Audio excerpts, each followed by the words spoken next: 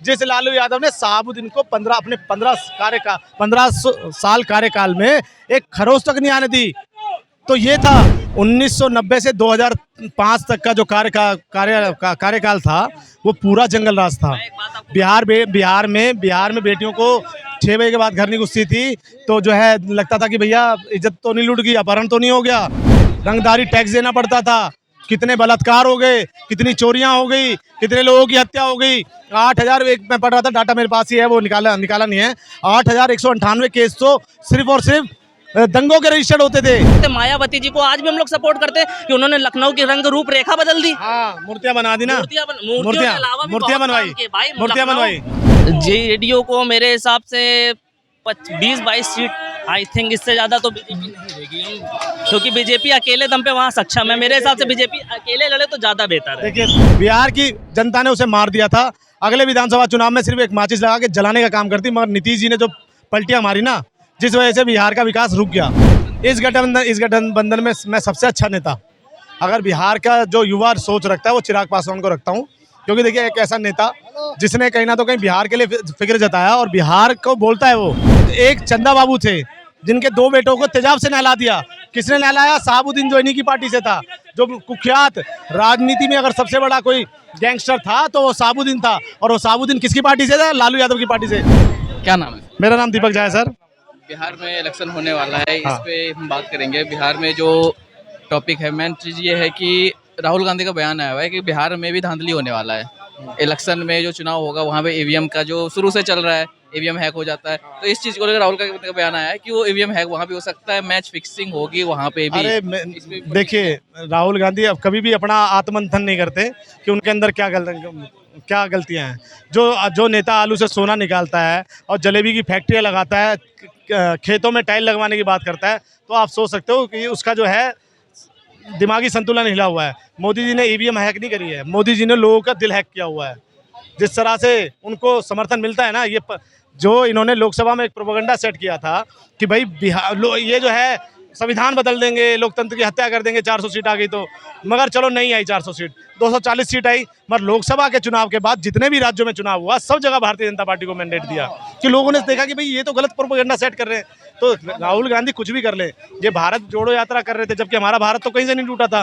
भारत जोड़ो यात्रा निकाली, भारत जोड़ो यात्रा करके कांग्रेस खत्म कर दी। अब कुछ दिनों बाद निकालेंगे कांग्रेस खोजो यात्रा की, किस राज्य में कांग्रेस बच गई है। क्योंकि जिस तरह से इनके चाल चलन है ना, ये अपने में अंतर्बंधन नहीं करते, ये जातिवाद फैलाते हैं। ये डेवलपमेंट में कभी बात नहीं करते। जातिगत जनगणना की बात कर रहे थे, जातिगत जनगणना को पूर्णतः समर्थन दे दिया मोदी जी ने, मगर अब यही लोग बिलबिलाएंगे। यहाँ पे एक सवाल और भी आता है, जाति जनगणना का समर्थन मोदी जी ने कर दिया। पहले वो खिलाफ थे, अब क्यों कर दिया बिहार इलेक्शन आते ही? देखिए, खिलाफ इसलिए है कि भाई नहीं होना चाहिए जातिवाद। अब तो राहुल गांधी भी बताएगा ना वो कौन सी जाति से है। वो खान है, वो इसलिए दिया कि अब बिहार में जो चुनाव हो रहा है, अब जो आरक्षण लेके जो एक यादव समाज को ही देखा जाता है और यादव समाज को ही अपने कलेजे से लगाया जाता है, तो भैया जितना % आपका आरक्षण होगा उतना ही लोगे ना। उससे ज़्यादा अगर होगा तो हटाया जाएगा और किसी और अन्य जाति के लोगों को दिया जाएगा ना। और राहुल गांधी भी बताएगा ना अपनी जाति कि मुसलमान है या हिंदू है, पसमंदा है, बोहरा है, क्या है, ये राहुल गांधी बताएगा। प्रश्न चिन्ह तो उस पर भी लगेगा कि देखते हैं वो क्या भरेगा। जातिवाद का सबसे बड़ा जहर जो ये खोलते हैं कि बिहार में 2500 रुपये देने की बात करते हैं, उसमें एक जाति का कॉलम लगाते हैं, जाति का कॉलम। तो अब ये राहुल गांधी बताएगा अपनी जाति की जाति। अब जाति ये कहते हैं भाजपा जातिवाद करती है। अरे जातिवाद तो ये कर रहे हैं, साफ साफ इनके 2500 रुपये के फॉर्म पे दिख रहा है कि किस तरह से जातिवाद कर रहे हैं। आप क्या बोलते हैं? देखिए, ये बोल रहे हैं जातिवाद, लेकिन आप ये बोल रहे हैं कि 12% मतलब यादव है, उनको उसी सब देना चाहिए। तो भूमिहार को आप देखिए, पूरा 50% लैंड पे उन्हीं का कब्जा है कि नहीं? तो उनको भी उतना उनके हिसाब से नहीं देना चाहिए, उनको भी करना चाहिए, है कि नहीं? है कि नहीं? आप बोल रहे हैं कि उनको जितना रिप्रेजेंटेशन है उतना ही सीट मिलना चाहिए। तो आप एक तरफ देख रहे हैं पूरा जो विधानसभा है उसमें आप पूरा ऊपर अपरी कास्ट का पूरा है और ये नीचे का कास्ट का जितना बहुमत होना चाहिए उतना रिप्रेजेंटेशन होना चाहिए। उतना रिप्रेजेंटेशन क्यों नहीं है? चाहे बीजेपी में हो, चाहे विधानसभा में हो, विधानसभा के बीजेपी में हो, क्या खिलाफ है इसको, है कि नहीं? एक बात बताइए, सुनिए भैया, अच्छा बोलो भैया, अच्छा।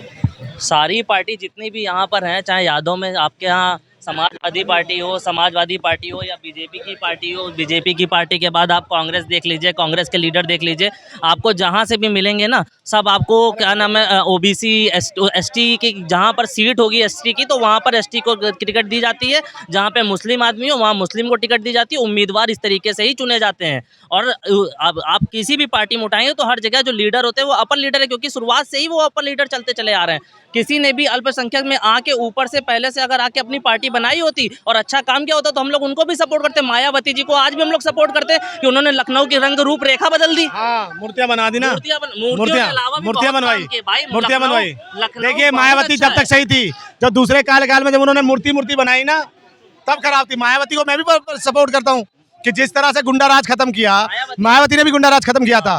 बिहार में जो उत्तर प्रदेश में जो गुंडे थे वो डरते थे, और जो इन्होंने अवैध रूप से जो बहाली करी थी टीचर की उसको भी उसने कंट्रोल किया था। मगर जो सेकंड कार्यकाल था मायावती का उसको मैं नहीं मानता, क्योंकि उसमें कहीं ना तो कहीं मूर्ति बनाने का काम हुआ। जो हर पार्टी आती है, हर पार्टी अपना रिप्रेजेंटेशन देती है। मायावती ने जो अच्छा भी किया और उसके बाद मूर्ति बना के बुरा भी किया, ठीक है।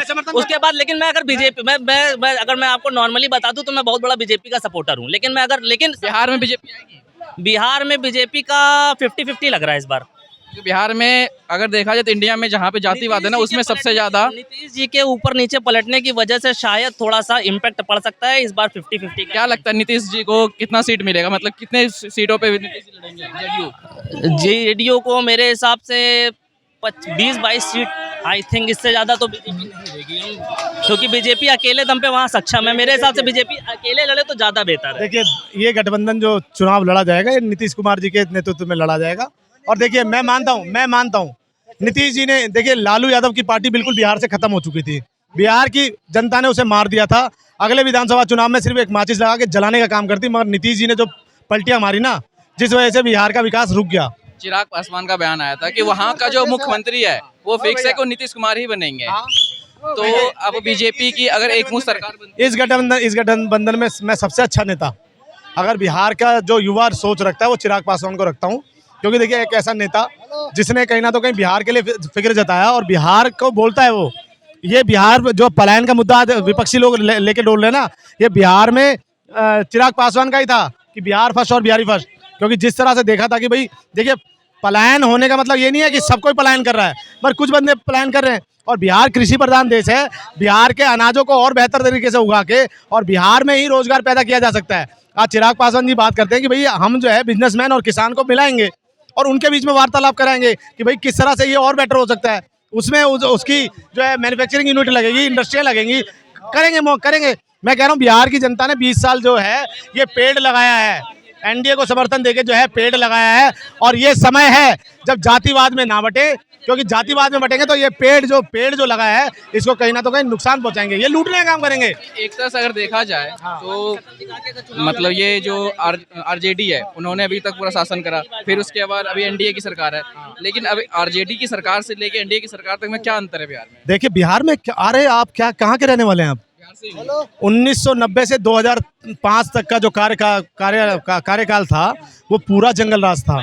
बिहार में बेटियों को 6 बजे के बाद घर नहीं घुसती थी, तो जो है लगता था कि भैया इज्जत तो नहीं लूट गई, अपहरण तो नहीं हो गया, रंगदारी टैक्स देना पड़ता था।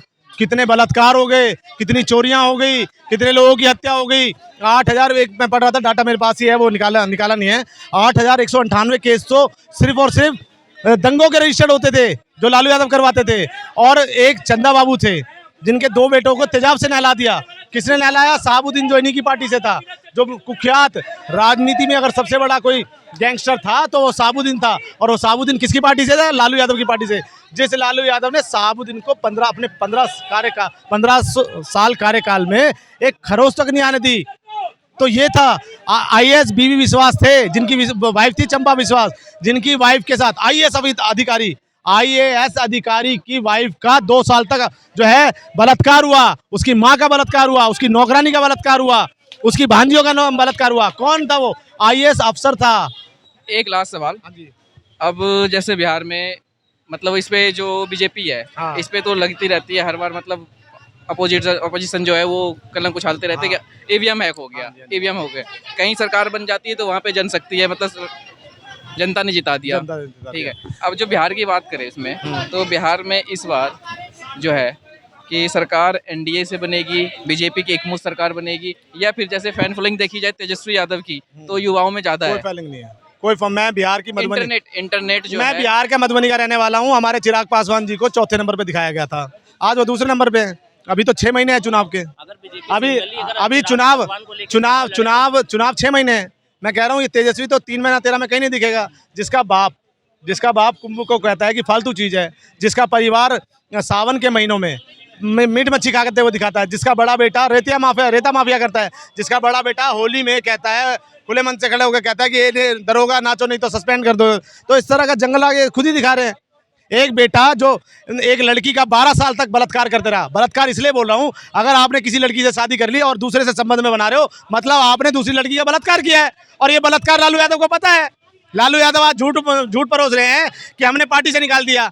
तुम दिखावा मत करो, 6 साल के लिए पार्टी से निष्कासित किया है। जैसे ही बिहार चुनाव होगा तुरंत पार्टी में ले लोगे।